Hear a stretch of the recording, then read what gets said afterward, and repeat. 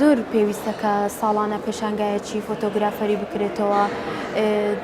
تایبەت بەم نوێنانە تاوەکو هەم بەهرەی فۆتۆگرافەرەکان دیاری بکرێتن و هەمیش قوتابیەکان لە نزیکەوە تابلۆیەکان ببین و دیسان دووبارە ناخیان بگەڕێتەوە سروشت و کە سەیری تابلۆکان دەکەی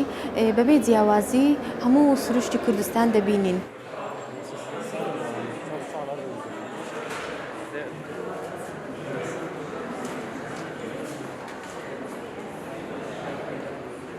پێشانگەی فۆتۆگرافی ڕوانین پێکهاتبوو لە 50 فۆتۆ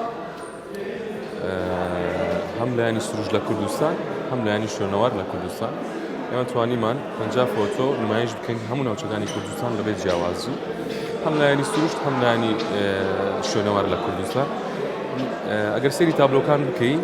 ئێمە توانیمانە هەموو ناوچەکانی کوردستان بخێنە بەر چاوی بینەر بەبێ جیاوازی لە خانەقینەوە تا زاخۆ ئامان دیشمان لێرە یەک پارچەیی و یەک خستنەوەی هەموو کوردستان بوو.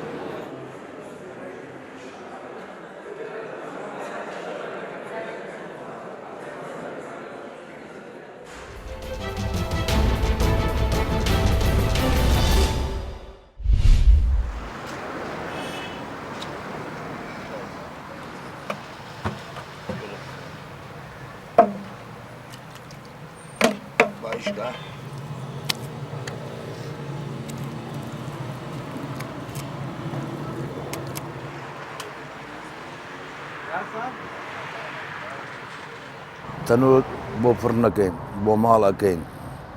بۆ کولێرە ئەیکەین مەقاڵە ئەەکەین هاوینان تقریبا بە 8 ڕۆژ تەواوە بێ 8 ڕۆژ تەواوە بێ هاوینان دستانان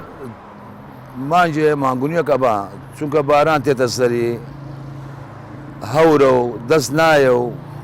وشکەوە نابێ ئاوە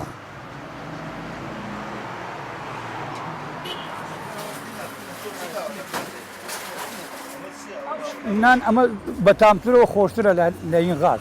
ینی زەرشی نییە جێ مەترسی نیە ئەبرێمە غاز ئەتەقێتەوە یان شتێک ینی مەترسی نییە هیچ نانەکەشی جوانترە و باشترە دەرەکێت.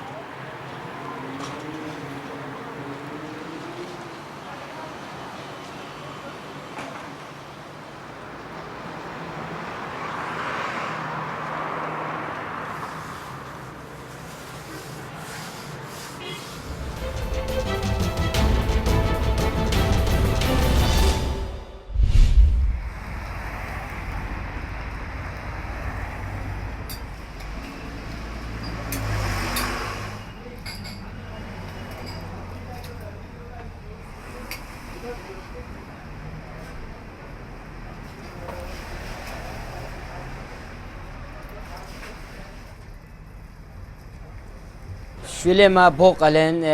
شربتا شوميكن شيلمن عميد تشتي هاي نفيدي بوقلا من نمينن ساعة 12 شبي من نمينن حتى 12 نفرو اما اووي ريشن شون بوقشتكن دوتين سر وگري حتى ساعة 3 بوقلا ما حوزرت بن موادما